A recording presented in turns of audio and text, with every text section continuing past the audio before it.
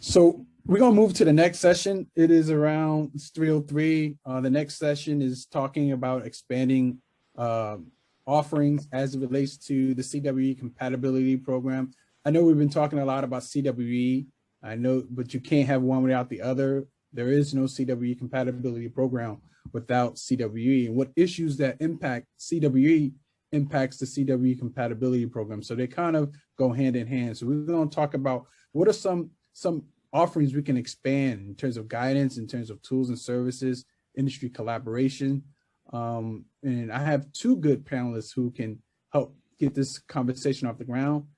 James Croall of Synopsys and Arthur Hicken of Parasoft.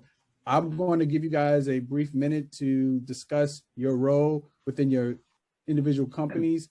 And I'm going to start with you first, James. Sure, thanks, Kevin. So, oh gosh, over the last 14 years, I've worked in or managed pretty much all of our customer-facing disciplines. And right now, I've spent the last 7 years or so in product management. So my interest is really in understanding how our customers' problems are changing.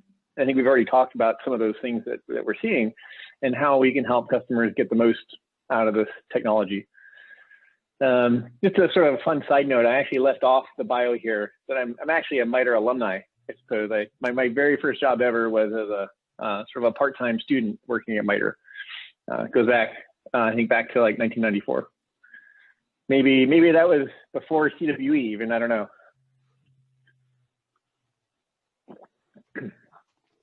Arthur? All right, so yeah, I like this picture a lot better, Kevin. I was worried that I was supposed to be Joe and didn't want to try to fill his shoes. So, plus he doesn't have enough hair on his face, but you know. Yeah, I'm the evangelist at Parasoft. I've been there since before the World Wide Web was a thing. I get to do lots of cool, interesting things, getting involved, usually around standards and compliance and engineering, things like functional safety and security, which are becoming more and more an intersection. You know, the whole argument of is it safe if it's insecure?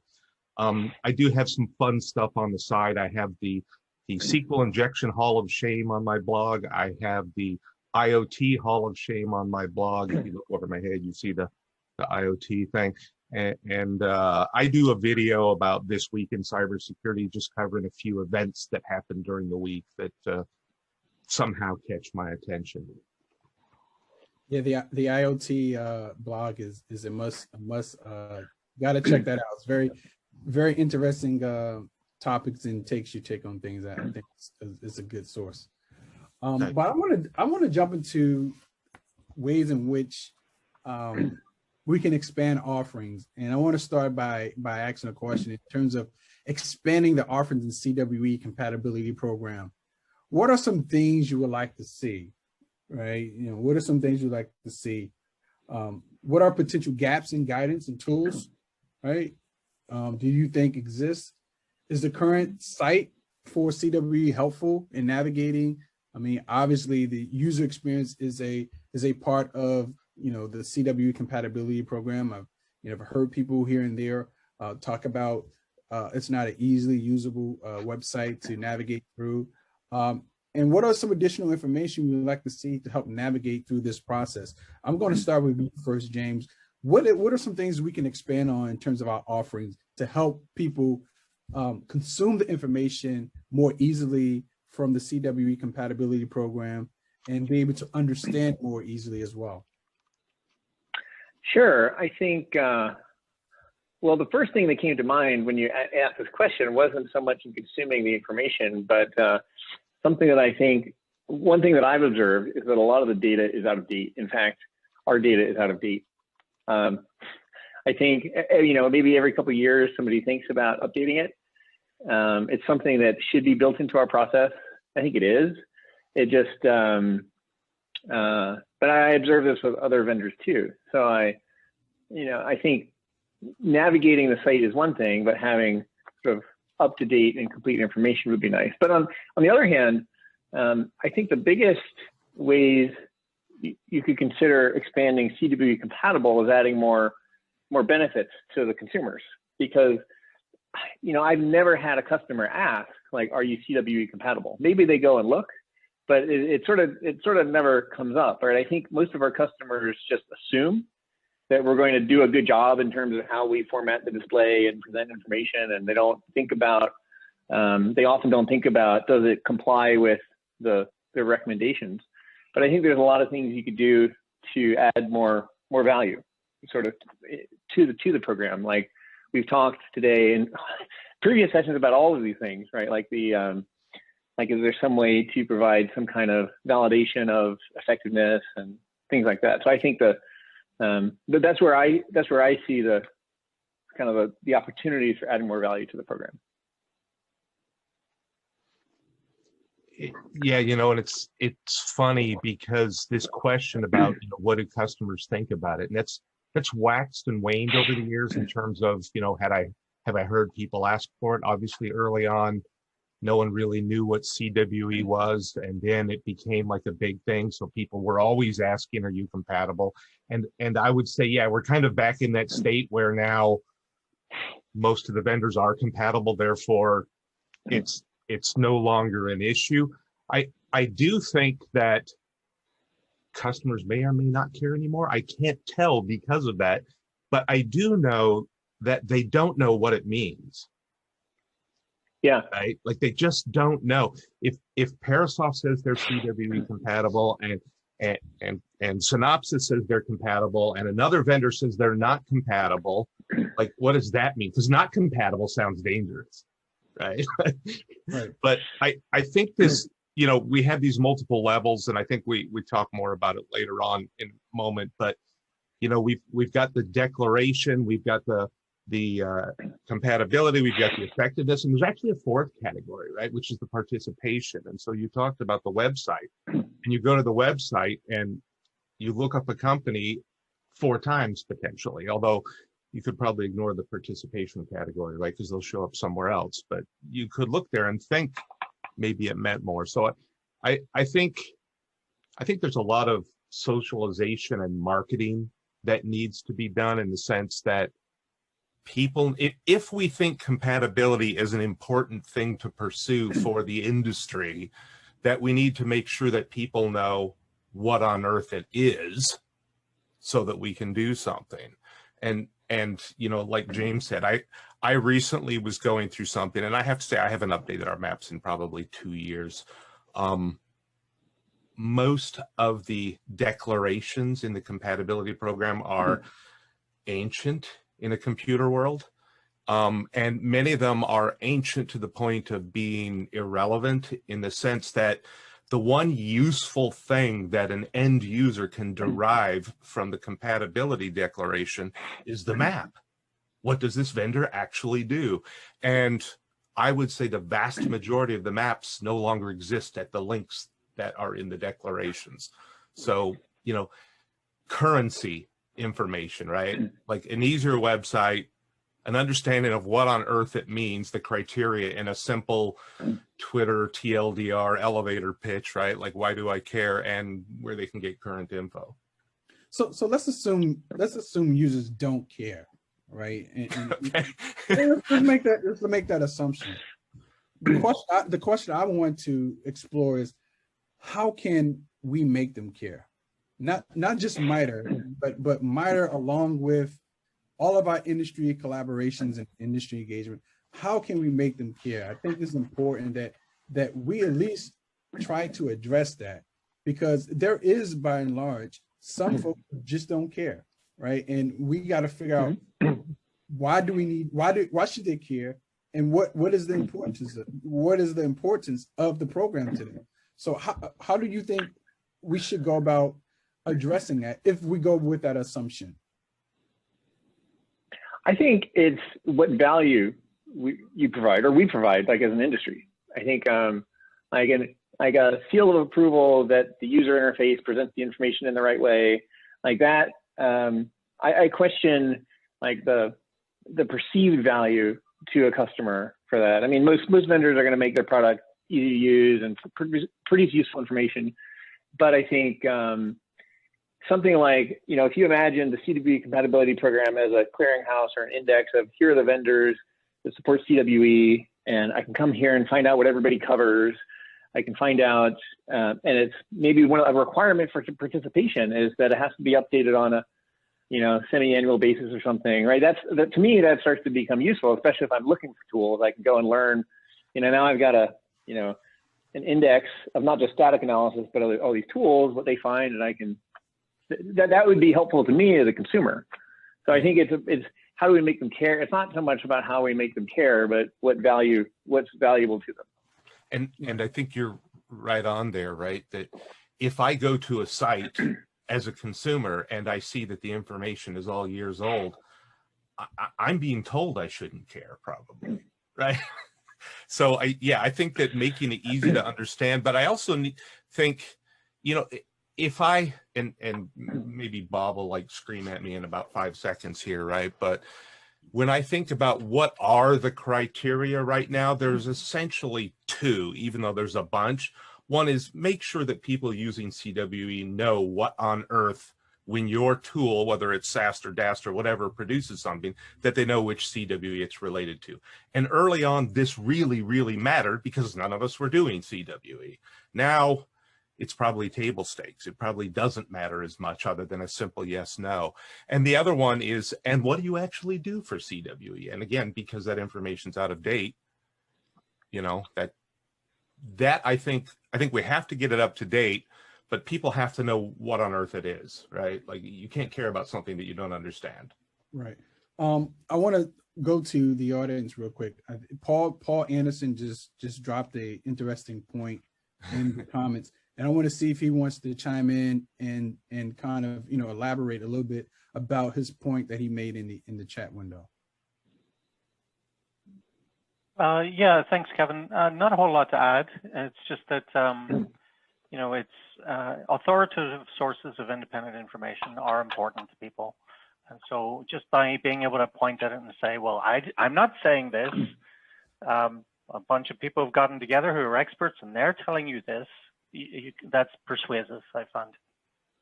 Thanks. Steve Christie?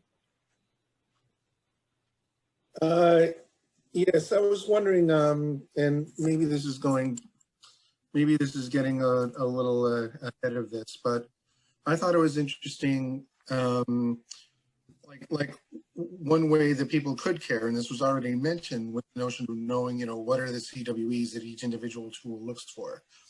And something that we tried about, 10 years ago, 8 years ago, something like that, was this notion of coverage claims representation. We provided an ability for vendors to say which CWEs they tested and provide the mappings to their own, check names or things like that. And I know it was used a few times, or at least vendors have published their mappings, but maybe that's something that needs or could really, we know it would really help users.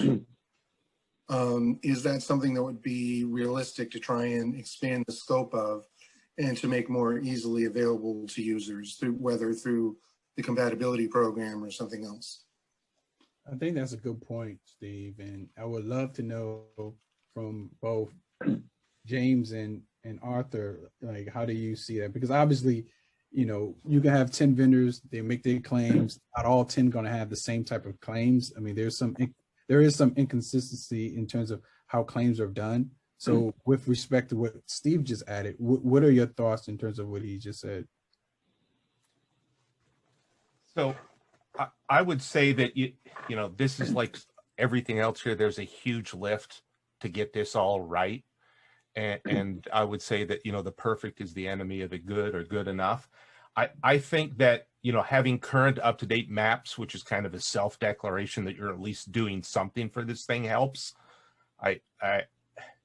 I'm hesitant to get into benchmarking exercises, and I think we've hashed it earlier today, the difference between benchmarks and qualification kits. Maybe we need to readdress it, but I think that, if a vendor's like cheating, right? Like if you say, I find these 17 things, someone's going to figure it out and tell them, right? Like if they don't find anything, if they just put something on a map and the checker does, nothing, right?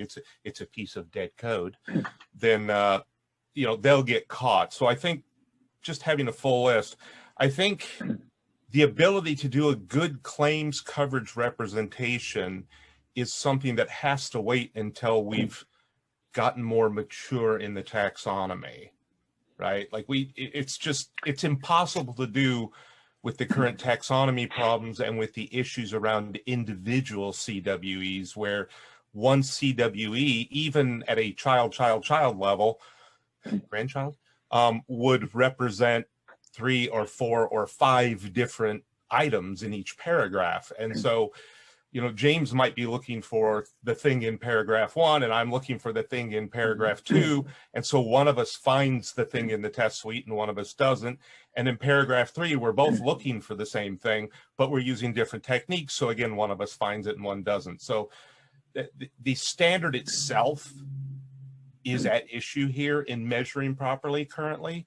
And yeah, who's going to pay for that? I don't know. Like back in the day, I would have gone after Joe's money, right? Like reach into Joe's pocket. Right. As a follow-up question to that, actually, it's interesting to me to hear this specific critique of some CWE entries, because we do try and make sure that they're all unique and separate. So, but independent of that, do you or other vendors on this call, do you generally know which CWE entries are the ones that cause you the most issues, or is that something that you can at least start to collect and let us know about? We do. So we have, for the majority of our customers, we have this anonymized usage data collection. And so we have this great set of by anonymized customer for which we still know what industry and some other metadata, you know, how often, how many code bases they have, and how often certain CWEs are found. And this is something that we've talked, I think we may have even shared some of this data with MITRE in the past. But to your first question, Steve, something just struck me as we were talking, and that is a lot of the checkers, a lot of the new checkers or the things we look for now are very technology stack or framework specific, and they don't have like a clean mapping to, you know, CWE subtypes or, you know, specific types of weaknesses. And so they end up getting categorized in these, you know, pillars or categories, you know, the parent level. And so I'm just wondering, like, I wonder what our coverage would actually look like. Like it actually wouldn't look that interesting compared to other vendors, because everything would be grouped, you know, at this high level. And so I wonder actually if these coverage claims would actually be useful today, aside from the main, you know, the top 25 type issues. If we at least knew which entries you had that mapped to, let's say, classes or to pillars, especially for you as tool vendors, that might be very for us in terms of helping us to fill out these gaps and address some of these issues. So sorry to take this over with this line of questioning. No problem. I know Chris Horn had a question and he had his hand raised at one point. I'm not sure if he still wants to interject with a question. And then from there, we'll go to Alex, and then I'm going to further some more questions for my panel. Yeah, I don't know that I have a question so much as a comment. So just as a little bit of context, I don't think most people know about it, but over the past year, we developed a catalog of static code analyzers called Compare, so KOMPAR.tools. And one of the things that we had to do in order, you know, for that catalog is we focused on the coverage claims representation. And we actually wound up developing our own format, not the MITRE XML. So we have a CSV format for that. So I just wanted to note that, and that we explicitly represent, we basically have an analyzer, we model its version, we have checkers, and then for each programming language, we have the CWE coverage for that programming language. So if you have a checker that, you know, works slightly differently in C versus Java, we can capture that. So I would say that's valuable to this discussion. But I would say, you know, I agree with what everybody's saying about the fuzziness of the taxonomy today. But from a user standpoint, the first thing that they need to do is understand which CWEs do they need coverage on. And that's not straightforward. There's 900 CWEs in the catalog, and you know, you're just sitting there like, well, I'm making a web app and it's in Java, right? Like that is going to imply a certain number of weaknesses, right? So that's step one, is figure out which CWEs you even care about. And then step two is which analyzers have coverage of that. And we have the beginnings of a recommender that does sort of a set-based reasoning over the tree of CWEs and arbitrary views. And then we also, around the concerns of, vendors who are claiming pillars as opposed to lower level CWEs, we invented a metric that we call average number of CWEs per checker. And we basically crawl the graph and we count all the CWEs. So if you claim a top level one, it includes all the CWEs under it. And then we can report to you the average number of CWEs that you're claiming per checker in your analyzer. So if you keep claiming pillars, you're going to have very high averages, right? And that'll stand right out in any kind of summary table. And we have a table, it's not all up on the website yet. But I think there's probably plenty of room for improvement, but like somebody said, the perfect is the enemy of the good. I think you can get a lot of transparency with the existing taxonomy with slightly better UIs that support these user needs. Thanks for that input. Alexander?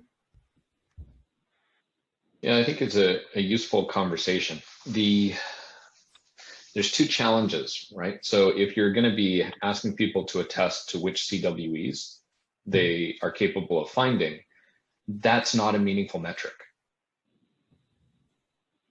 right? And the reason I say that is the hierarchical taxonomy, as Chris was just mentioning, you could drill down and show for a category level thing, which classes, which base classes, which variants are reporting which issues. That's getting closer to being meaningful, but most vendors also support multiple programming languages, right? So it's more interesting to say which CWEs are covered for which languages. And that's not specific enough either, because you might only support one web application framework for a particular CWE and you don't support any of the others. And if the customer buying that tool is buying it for a particular framework that you don't provide coverage for that CWE, it doesn't matter if you claim it. Yeah. Well, one of the things I think it doesn't seem like the industry has is an appetite for, what phase 3 of the compatibility program would look to achieve, which is the effectiveness piece, because no one seems to have an appetite to do any type of tool study or tool comparison. And I think there's many reasons for that. And I think we can all talk about that later. But I think one of the biggest misnomers is the fact that, if a tool finds 10, the other one finds 4, is the tool that finds 10 better? I think that education and awareness has not been associated with the tool study. So people tend to look at the tool studies in the wrong perspective, right? So I want to know, in terms of that, is if there's no effectiveness program, right? What are some things? What is the middle ground, right? Let's say if there's no tool study to help validate some of the claims and validate some of the coverage, that would give users more insight into what a tool can and cannot do. Because ultimately, when Chris talks about compare, and that was some of the work that I funded when I was at DHS through a program called STAMP, Static Tool Analysis Modernization Project. And I've always envisioned people don't know what a tool can and cannot do. And when they go to buy a tool, they should buy a tool that best match their environment, that's best match their application security needs. So the question becomes, what is the middle ground we should try to achieve? Because I think it should be a viable part of the compatibility program. Go ahead, James. Hey, Kevin, something really interesting to share with you here. We're actually, because we're talking about like customers caring about coverage, and this might be a sort of a reality check. Is we have customers today who, I'm going to sort of spill some beans here, but we have customers today who are choosing other products from ours, knowing that it has worse coverage, but because it works better in the way they want to do business and the way they want to do development. And so I'm starting to actually see a shift around, like, there's a baseline level of coverage that people want. Right. But in our customers, we're seeing more emphasis on, does it fit my lifestyle better, basically? Does it fit my process and my culture better? So that's sort of an interesting thing to consider here. I think, there's always going to be a baseline, And well, of course, we have customers who say, you know, maybe they have a supply chain policy and they must, you know, comply with some things. But it's an interesting new perspective that we're seeing. You don't have any insight into that particular phenomena that you're seeing with your customers. You don't. I'm sure you haven't pulled the threads on that yet to kind of figure out what exactly is driving the different approach or the different approach to kind of, you know, figure out what's important to them. Well, a bit. It has a lot to do with, you know, speed and efficiency and having a development process that just flows, right? If, you know, a lot of sort of the conventional tools that sort of created the market in static analysis are geared a certain way, and some of the new tools are geared another way to be more of a suitable fit, I find, into contemporary software development. And I mean, it's just kind of the way it is. I think we're in that boat. I think I've seen some of the other vendors, you know, that we in the space are in that boat. I think it has a lot to do with just speed and efficiency, but over comprehensiveness. Before I get to Paul, I want to see if Arthur has something to add regarding, I mean, you and I, Arthur, we've said at the SATE meetings, we've had lunch and we've talked about benchmarks and so forth and so on. Do you have anything to add that you know? Yeah, just two quick statements. One is, when I talk about coverage, yeah, like in a perfect world, we would have a great taxonomy that we could formally prove, and we'd have, you know, like perfect on each particular CWE. But when I talk about coverage, I'm not talking about like doing 100% of the CWE. I think, you know, James is right on there that customers have gotten to a point where they have enough, right? Like, how much can I resolve in a reasonable time frame and produce? And people mostly seem comfortable with the CWE top 25 and or the OWASP top 10. I see a lot of and a lot of or. So they don't realize that, you know, they're not mature enough yet as an industry to move on to the other 900 items. But when I say coverage, I like to think of security, which is relatively immature compared to safety, right? If I look at something like, dare I bring up, say, a MISRA standard, right, which is a requirement in ISO 26262, you have to run MISRA. And you can't just say, I have a static analysis tool that says MISRA. You need to know for every item in the standard what checker ran for it. And again, it has all the issues that others have legitimately brought up, like Amy and Janana, that we don't know really that it covers everything perfectly, but at least we know that you did something for the requirement. And I think that that's a rational starting place. And it might be that rational starting place is the top 25 or the top 40, right? The cusp, or the 1003, or maybe you start with the 25 and go to the 40 and go to the 1003. But I think people in security have been trained to think that the label means completeness. Right. And there's a fabled benchmark out there for security. I don't want to bring up the name because someone will complain at me, right? But there's a benchmark out there that covers a standard, and it covers 30% of that list. And they never talk about that. And people think, oh, well, I did well on the benchmark, therefore I'm doing well on that standard. And the answer is, you have no idea. Like, I'm not saying that you're not doing well. The point is, you don't know. Right. And that's where we're at with security. We don't know what we're getting from a tool. We don't know where we're at. And Amy brought up the big gorilla in the room isn't false positives, it's false negatives, right? Like, we all know that, right? You charts that got showed by Bob first off, right? Like, how much of these aren't being found by anybody, right? And to me, that's the danger. I've always, you know, I always say that's the residual risk in using static analysis. You don't know what the tool didn't report, right? So that is something that we have to take in consideration. But I want to move on and try to get to two. I see hands up from two individuals. I'm gonna go in this order: Paul and then Alex.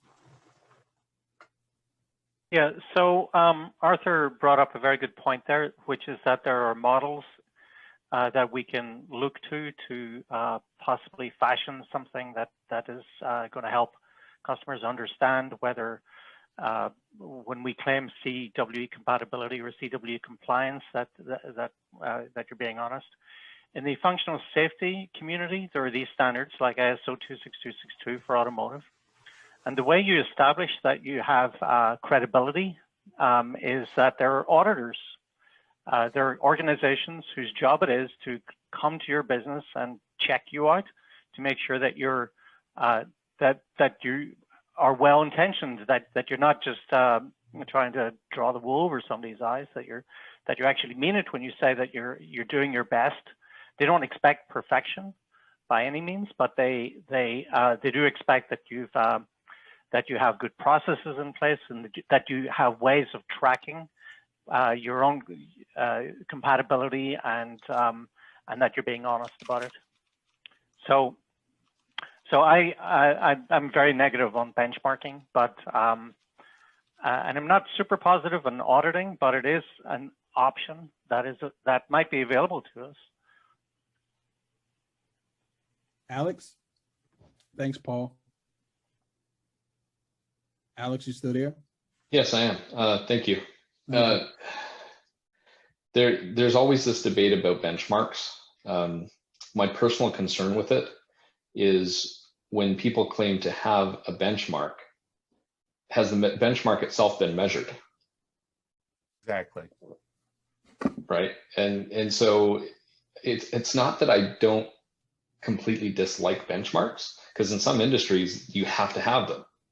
But for what we have in static analysis and dynamic analysis is a real problem that you don't have a good way to measure, are you doing the bare minimum, the base cases? And so I don't think we should call it a benchmark, but I do think there is a need to measure basic coverage. And then I think there should be better guidance for the industry on meaningful ways to measure whether or not a particular vendor is going to be good at scanning your code. Right. Matt, you want to chime in, Matt? You brought up a very interesting point in the chat, and I think it's good to talk about. Yeah, sure. Hello, everyone. I just think it's important to recognize that a lot of people aren't necessarily in the know. They don't necessarily know what coverage they need. And furthermore, what they're most interested in is how it integrates with their business, how quick it is, what the licensing agreements are, the different models, whether they can do it on their own system or it's cloud-based, all these different integration aspects. And there needs to be a level of transparency and a way to get this information, because one of the biggest hurdles to adoption is the fact that people don't know what they even need to know in order to be sure they're compliant with whatever sort of contract they're in and to make sure that they're offering the protection in their application that they need to. Are you a developer? Yes, I work with Chris. I was the tech lead for Compare. Gotcha. We got about 10 minutes left. Thank you for chiming in. I appreciate that. I want to get to an interesting question before we wrap up the session regarding the CWE compatibility program, because I think it is important. It seems like there is a stigma or perception in industry that the CWE compatibility program is somewhat intimidating. So I want to know from both James as well as Arthur, do you find that to be true? And if so, how might it work with industry to address those concerns?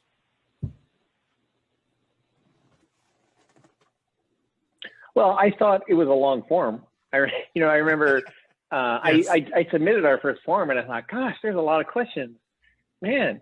But aside from that, I didn't find it. The only thing that I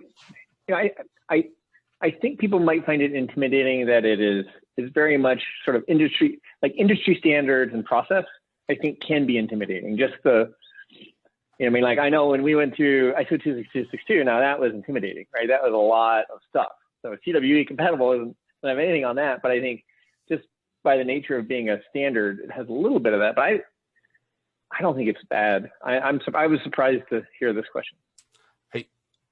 I almost think, a lot of it is what you're saying there, right? Like it's tedious, but I think that where the the fear comes in again is if you're just starting to navigate the site, and then you go, oh my God, there's declaration, there's participation, there's compatibility, there's effectiveness.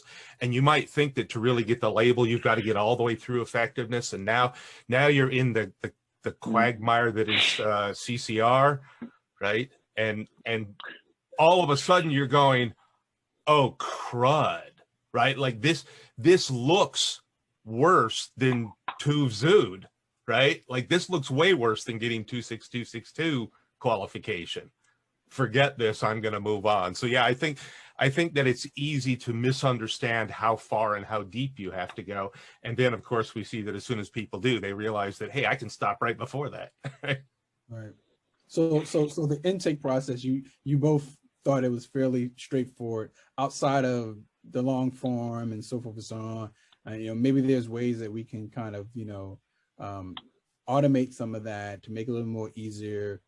Create a way to, you know, collect information from those vendors who are participating in the program to make it a lot easier. Obviously, we can lower the bar in terms of the, you know, the amount of you know, the work to get enrolled, right? You know, I think that may help, you know, with some people updating their information, keeping it updated, initially getting started, like a get started kit or something.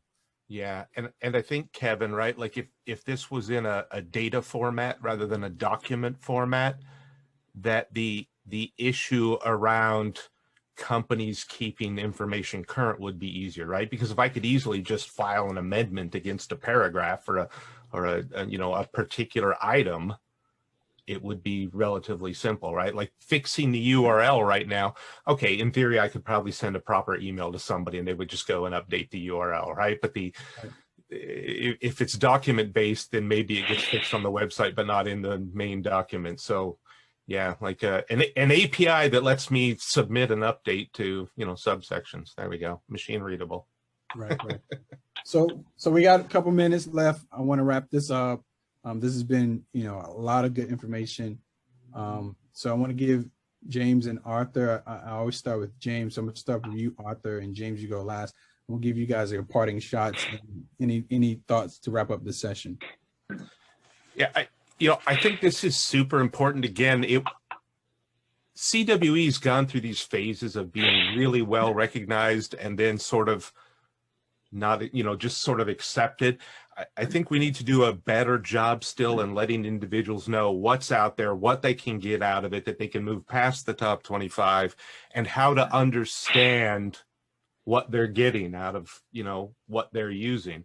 You know, I hate to say this, probably get in trouble for it, right? But like, I know, Kevin, your main thing is use 2 tools or use 3 tools or use 7 tools, right? Like that, and the point is that if you don't know what the tools are providing, even that's not useful. But if you do, then, you know, get there. So I think we all need to do a better job of not just saying, hey, we have CWE, but, you know, reaching out to the world and saying, and here's why that matters, and here's what it does for you. The sum of many is better than the sum of one, right? Yeah. Yeah, it's almost like you could use a CWE marketing campaign, because I think everybody will agree that having a common language, a common taxonomy is important and like just practically really useful. But there's so many other things that are important about the CWE, like understanding what is the impact, right? It's not just a taxonomy, but really understanding what's the impact and why is this important? Why is this important to me in the context of my application and my domain, right? There's a whole lot more I think that CWE provides that people don't maybe take advantage of. My other last thought is that, you know, from hearing the discussion all day, and this has been great. I mean, this is super interesting stuff. It seems like there's a lot of problems that the market has and our users have, and there's opportunity. Like, for example, we talked about the applications are different. They warrant different policies and risk profiles and so on. Like we talked about CWSS and CWRF.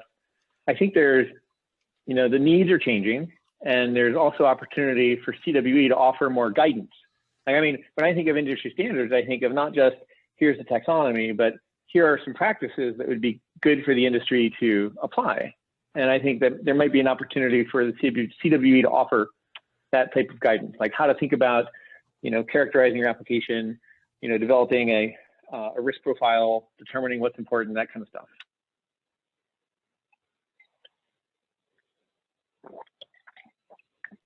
Thank you both for contributing to this session, and as well as those who from the audience who were able to participate. I think it was a lot of meaningful conversation regarding, some enhancements that can be very, very helpful for the program. We're going to go to the last session, and I'm gonna stay here because I'm kind of leading that last session, and I want it to be somewhat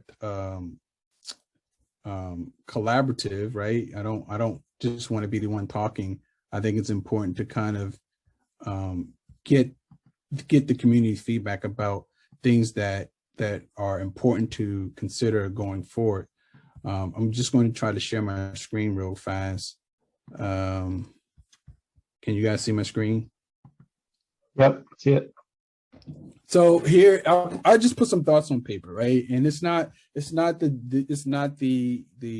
initial plan or the de facto. It's just things that I thought about that I think is important to consider and important to discuss. Not necessarily at this particular forum, but it's something that we can all take back